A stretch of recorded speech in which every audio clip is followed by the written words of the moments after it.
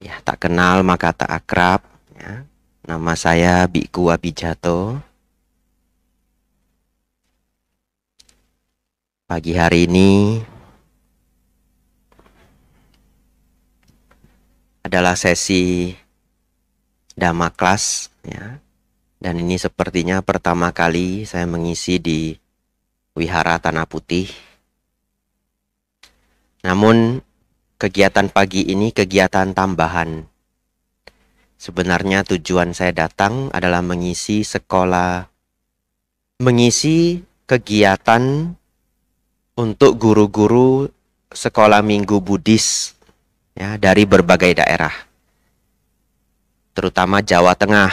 Tapi datang juga guru sekolah Buddhis dari Bekasi, kemudian dari Samarinda. Tapi kalau mau dikatakan dari seluruh Indonesia, tidak bisa. Karena yang dari kota lain itu tidak lengkap. Ya.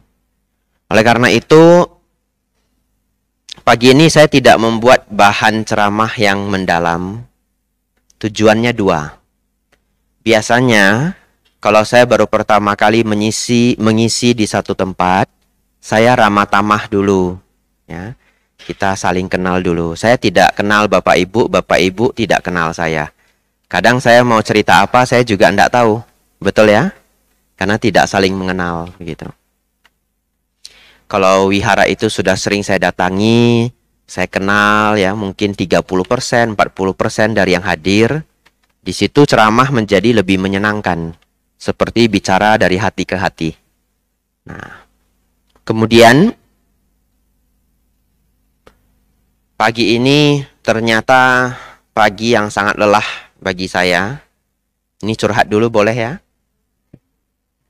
Karena kegiatan sudah banyak selama berhari-hari.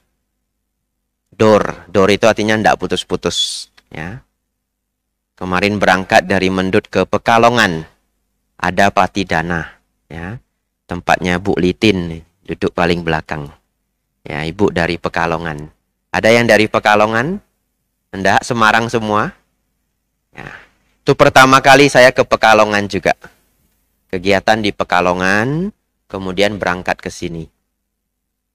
Sebelum dari Pekalongan, saya dari Wonosobo. Jauh-jauh semua. Bukan besok.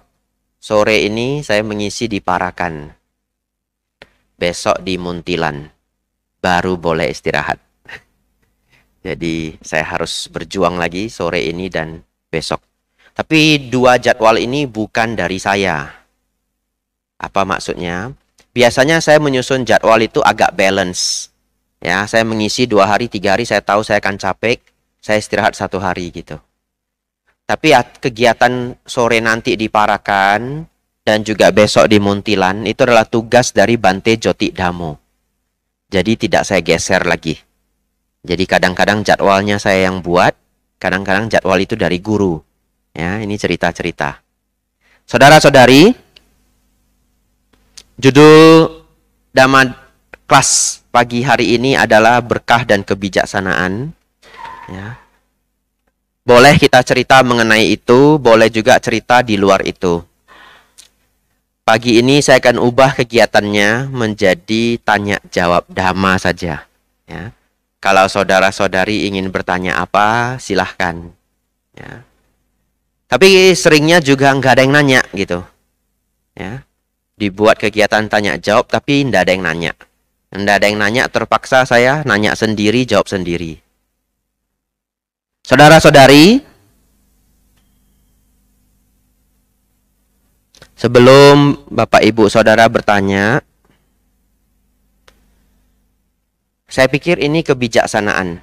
Ingin saya bagi ya, kemudian nanti Bapak Ibu silakan bertanya. Menjadi biku, kami berkesempatan untuk pergi ke banyak kota. Ya, pergi ke banyak sekali kota. Makassar, Sulawesi, ya, Kalimantan. Yang belum cuma Papua. Sebenarnya undangan ke Papua juga masuk dulu ya. 5 tahun yang lalu saya diundang ke Papua tapi tidak saya ambil karena saya harus ke Thailand. Dan jauh sekali. Kadang-kadang perjalanan sebegitu jauh untuk satu acara rasanya sayang juga, ya. Karena kalau saya pergi ke provinsi lain, 3 hari itu sudah bisa untuk ngajar meditasi, dhamma kelas. Ya tetap harus ke sana, tetapi tidak bisa sering begitu, kalau terlalu jauh. Pergi ke banyak daerah, ternyata lain lubuk, lain ikannya, lain ladang, lain belalangnya. Beda tempat itu, beda suasana, beda budaya. Tapi ada satu hal yang saya petik bagus sekali. Ingin saya bagi untuk warga Semarang. Ya. Yaitu, ada daerah yang umumnya berbicara sangat lembut. Ada daerah yang umumnya berbicara cukup langsung. Ya, tidak menggunakan kata kasar tetapi langsung. Dalam bahasa Inggris itu disebut straight language. Straight language. Jadi kalau ngomong itu langsung. Contohnya apa? Belanda. Kalau saudara-saudari ketemu orang Belanda jangan heran ya. Mereka adalah orang paling langsung di seluruh benua Eropa. Kalau yang tidak langsung, not straight, tidak langsung itu adalah UK, Inggris. Ya. Kalau nggak langsung, di mana lagi Bante selain UK? Jogja ya. Apa maksudnya nggak langsung? Contoh ya, ketemu teman kerja, badannya bau.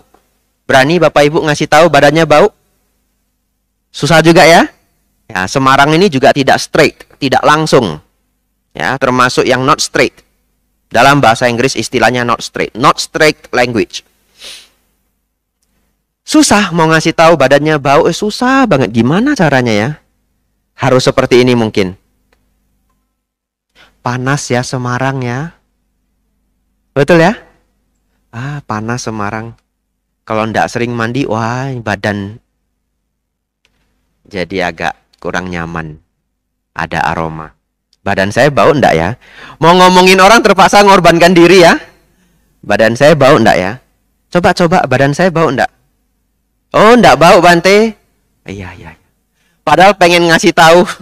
Coba badanmu bau ndak? Ndak bisa ngomong. Betul ya? Sudah kasih isyarat seperti itu, dia belum ngerti juga. Ya, Solo, Yogyakarta, Semarang saya ndak tahu. Sama ya? Nah, saya kurang lama di sini. Tapi kalau orang Belanda, gampang aja. Badanmu bau. Sudah mandi belum? Sudah tadi. Pakai deodoran. Selesai ya. Nggak harus muter-muter. Namanya straight language. Tapi kalau orang UK, orang Inggris, mereka juga muter-muter. Ya. Lalu saya berpikir kenapa seperti itu? Kenapa ada budaya yang straight, langsung, ada yang tidak langsung? Salah satu jawabannya adalah berhubungan dengan sistem masyarakat, bahkan sampai sistem kerajaan. Umumnya, kalau negara itu menggunakan sistem kerajaan yang hukumannya berat, budayanya menjadi tidak langsung. Karena takut salah bicara bisa dihukum. Di Thailand, kalau menghina raja, 15 tahun penjara. Sampai hari ini, hukumnya masih berjalan. Masalahnya bukan masalah 15 tahun. Kalau seseorang masuk 3 tahun aja, kadang 3 bulan sudah meninggal. Kenapa? Karena di penjara banyak orang yang pro dengan raja. Walaupun mereka napi, tapi mereka mencintai raja. Karena orang Thailand itu hidup dengan 3 slogan. Nah, warna benderanya 3. Yaitu hidup untuk agama, yaitu agama Buddha, hidup untuk raja, hidup untuk masyarakat. Jadi kadang-kadang kita bertemu pihak yang pro dengan raja di penjara, bisa dipukul habis-habisan. 3 bulan sudah meninggal. Nah, kembali ke sejarah lampau. Di Thailand dulu masih ada perbudakan. Kalau sangat salah ngomong bisa dicambuk habis-habisan. Oleh karena itu masyarakat akhirnya belajar. Tidak boleh salah ngomong, betul ya? Karena punishment-nya, hukumannya langsung terasa. Ketika sebuah masyarakat menggunakan culture seperti itu, lama-lama bahasanya menjadi tidak langsung. Karena hukumannya terlalu berat. Ya, kita nggak bisa ngomong langsung. Kalau Bapak Ibu Saudara di tempat kerja ada senior kita yang karakternya tidak pas, perlakuannya tidak pas. Kalau orang Indonesia biasanya apa? Ya sudahlah, diam aja lah. Mau ngapain coba? Betul ya? Mau ngapain coba? Dilaporin nanti kalau ketahuan saya ngelapor, saya bisa dipecat. Syukur-syukur dipecat. Kadang dijebak, betul? Iya, saya bisa dijebak. Sudahlah. Nah, jadi kita tidak berani langsung karena punishment-nya berat. Nah, kembali ke topik. Di Indonesia, saya lahir di Kota Medan. Kota Medan itu cukup langsung kalau ngomong, ya.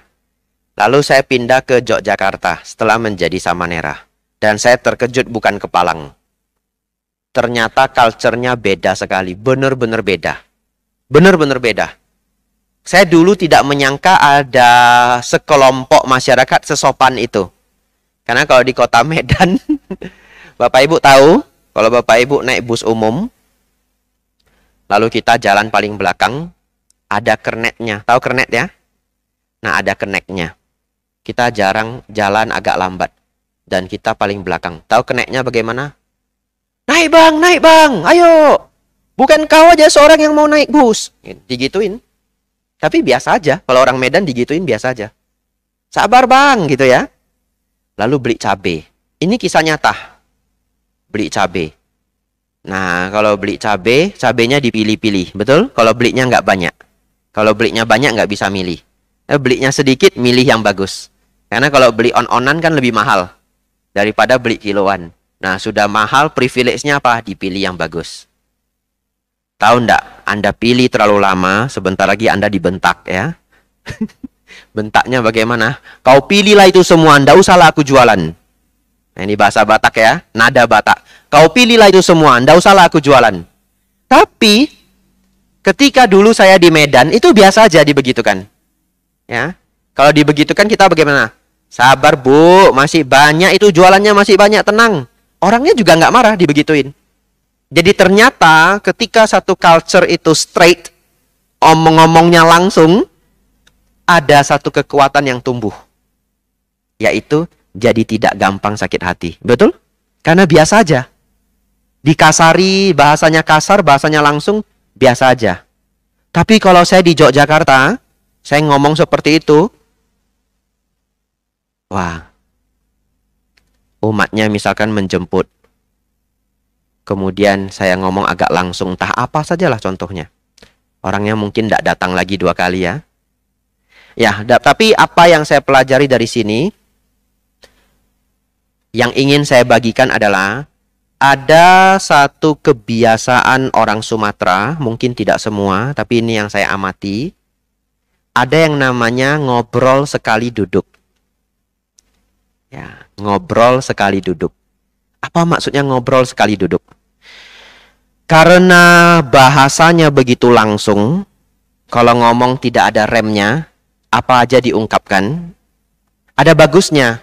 Bagusnya adalah kalau kita punya kekurangan langsung diberitahu, betul? Detik itu kita bisa berubah, ya. Apa yang dia tidak suka, dia bisa ngasih tahu kita, kemudian kita adjust, kita berubah sedikit-sedikit. Ngobrol sekali duduk itu adalah apapun yang kita obrolkan satu kali duduk ini, selesai obrolan itu, selesai. Nggak dibawa lagi sakit hatinya, apa nggak dibawa lagi. Ngobrol sekali duduk. Besok ketemu seperti lembaran baru. Itu yang kami lakukan di Sumatera. Dan ternyata itu rahasia dari tidak banyak hal yang dimasukkan ke hati. Jadi pas ngobrol itu teman kita kadang-kadang ada 1-2 di antara satu kelompok 10 orang, 15 orang, ada satu orang yang memang agak error. Kalau ngomong remnya benar-benar blong. Kita baru masuk kerja misalkan. Kamu kerja di mana? Itu di PTA. Ndak bagus di sana itu. Bagus kok saya kerja, bagus-bagus saja. Ndak bisa lama kamu kerja. Kita baru masuk ya. Sudah dibegitukan. Kenapa ndak bisa lama? Itu loh tetangga saya begini. Tetangga saya begini. Apalagi kamu orangnya nggak sabaran. Coba lihat aja. Udah dia mau ngomong apa aja kita ya iya atau mau kita balas silahkan. Tapi selesai obrolan itu, selesai. Ngerti maksudnya ya? Jadi selesai obrolan itu nggak dipikirin lagi. Itu hanya sekedar satu sesi saling ngobrol. Tidak dianggap terlalu serius. Besok, kalau kita ungkit lagi, dia pun mungkin sudah lupa. Karena nggak dibawa-bawa. Yaitu salah satu karakter yang terbentuk dari tempat lahir saya. Ketika saya pindah ke Jawa, saya melihat hal itu yang mungkin tidak ada di orang Jawa. Karena kadang-kadang apa yang disampaikan 2 tahun yang lalu masih dihafal. 3 tahun yang lalu masih dihafal. Oh, karakternya seperti ini. Tapi, lain lubuk, lain ikannya. Kalau saya tidak pernah tinggal di tempat Jawa ini, mungkin saya tidak tahu sopan santun yang tinggi. Betul ya? Karena saya belajar kesantunan yang tinggi itu dengan Bante Panyawaro. Ketika saya sama Nera, mungkin saya bahasanya masih sangat straight. Karena saya dari Medan. Satu ketika saya diberi nasihat oleh Bante Panya seperti ini. Sama Nera. Pernah ya ketemu beliau? Pernah ya? Sama Nera. Kalau berbicara dengan orang lain. Kalau ketemu orang sakit. Jangan bicara kesehatan. Kalau ketemu orang miskin, jangan cerita ekonomi. Itu nasihat dari beliau. Iya Bante. Terus begitu masuk kuti tak pikirin, kenapa ya beliau kasih saya nasihat begitu? Perasaan kalau saya ketemu orang sakit, saya nggak bahas kesehatan. Perasaan saya ketemu orang miskin, saya nggak bahas ekonomi. Wong kalau ketemu umat, saya bahasnya dhamma. Betul ya? Ketemu umat saya bahasnya dhamma, tak pikirin. Saya tahu. Mungkin tutur kata keseharian saya kasar. Ya. Di situ saya mulai berubah. Pelan-pelan, pelan-pelan berubah. Jadi saling belajar. Terakhir. Ada satu daerah di Indonesia, tidak boleh sebut nama daerahnya. Ya, nanti saya kena cancel ya. Daerah ini aneh sekali. Aneh sekali.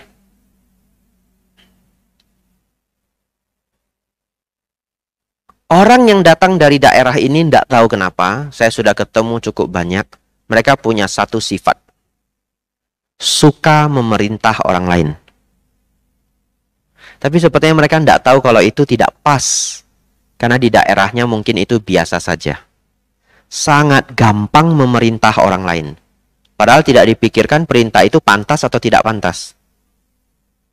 Contoh ya, ada ibu-ibu, saya tidak kenal dia, tapi dia tahu saya.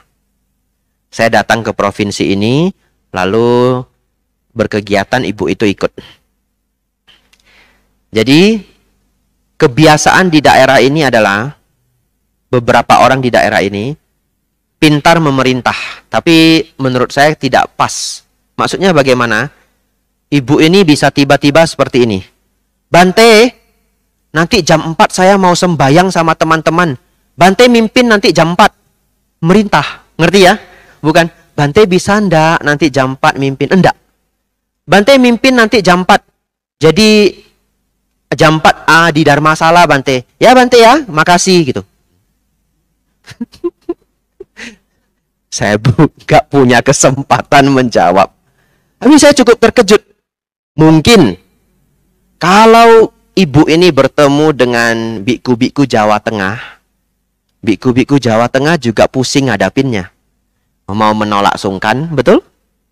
Nggak ditolak, nggak nyaman. Akhirnya apa? Biku itu mungkin hanya datang 1 kali.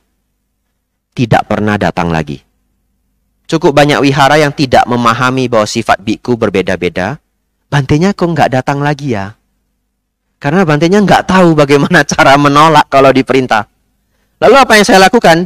Saya kasih tahu itu, ibu ini begini. Bu, saya nggak bisa.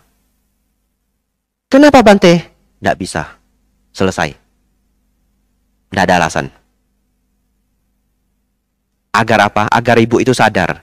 Setiap orang punya hak untuk menentukan apa yang mau dia lakukan dalam hidupnya. Betul? Kenapa saya harus memberi alasan? Anda meminta juga semena-mena, ya saya menolak semena-mena. Betul ya? Saya tidak bisa, Bu. Jam 4 tidak bisa. Kenapa Bante tidak bisa? Tidak bisa. Gitu ya? Sambil senyum ya. Tidak boleh marah. Tidak bisa ya Bante? Iya Bu, tidak bisa. Ibunya marah. Ibunya marah. Gawat ya? Dipaksa, tidak boleh nolak. Nolak, marah. Jadi saya lihat ibunya marah, tak biari. Biar aja marah. Betul ya? Agar dia belajar.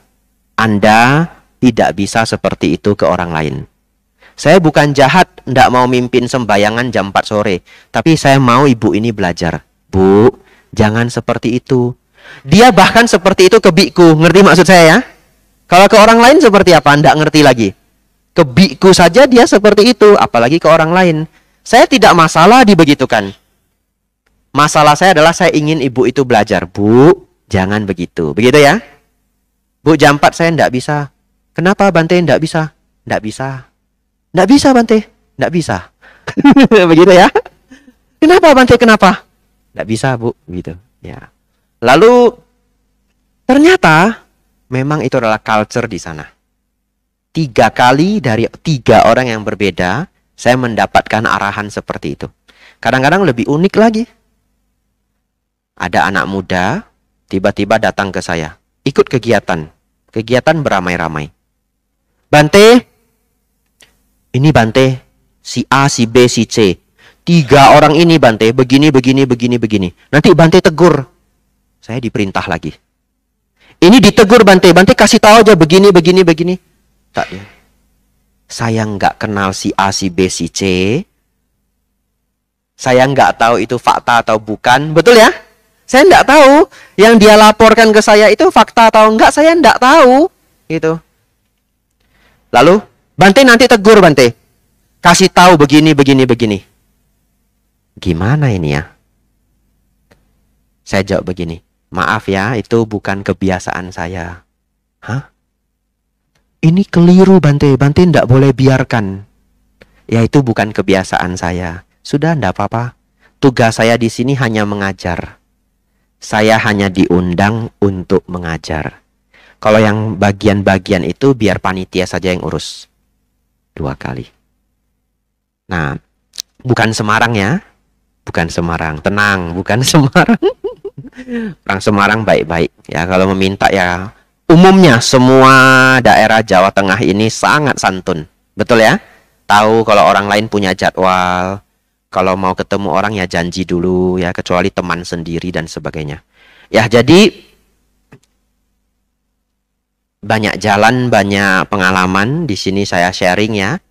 Ya.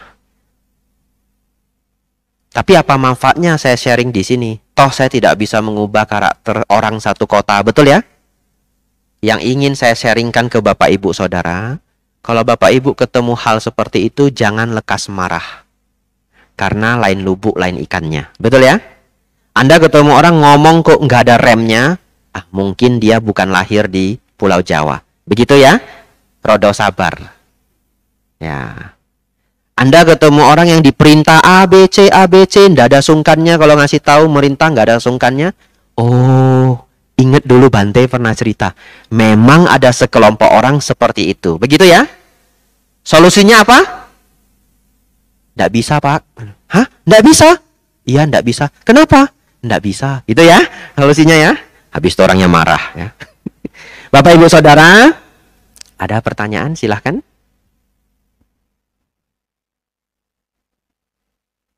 Ya Bapak silahkan.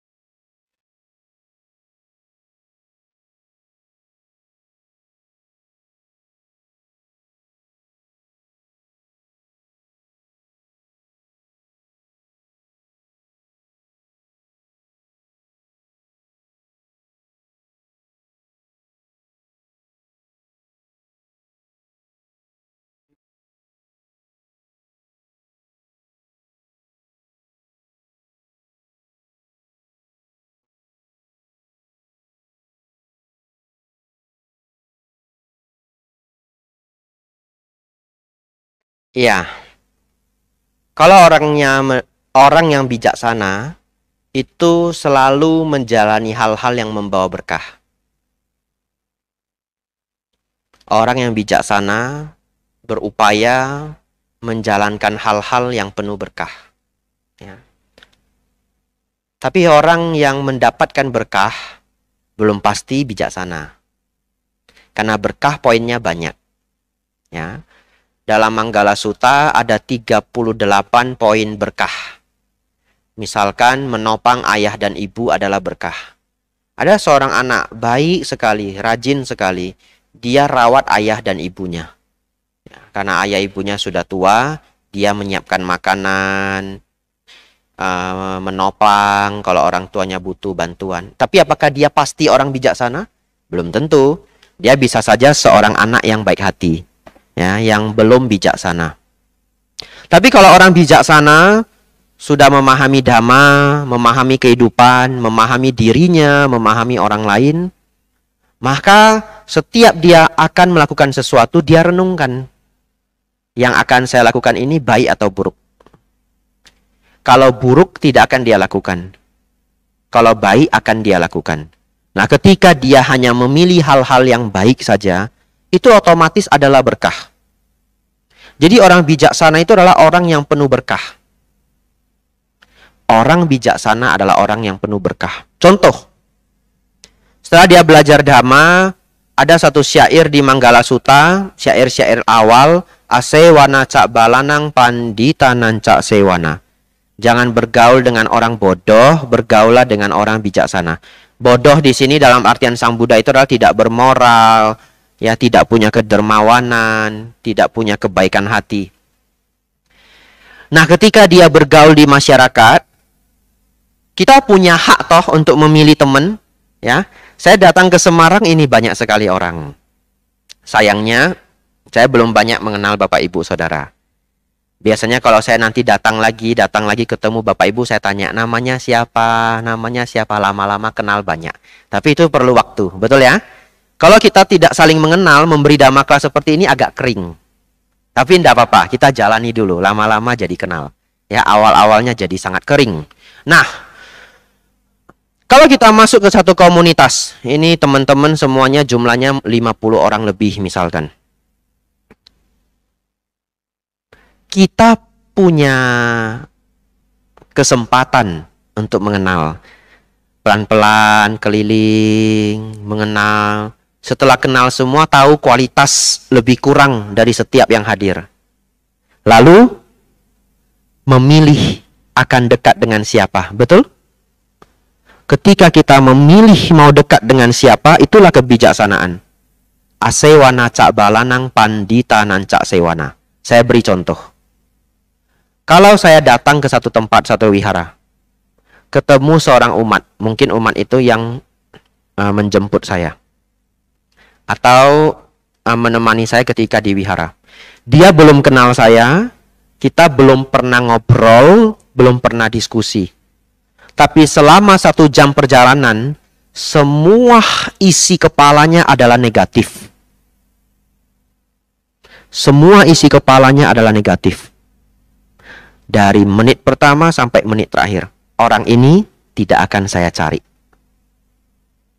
Hanya pas ketemu aja. Ngerti ya? Tapi kalau selama 1 jam perjalanan, umat ini cerita dhamma, cerita kebaikan-kebaikan wihara. Bante, wihara Tanah Putih, Bante, sudah wihara yang awal sekali. Kegiatan kami lancar. Yang diceritakan semua positif.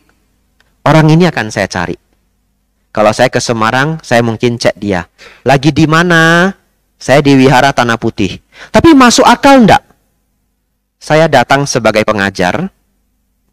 Lalu ini orang menjemput saya. Tidak saling kenal. Belum banyak berbicara.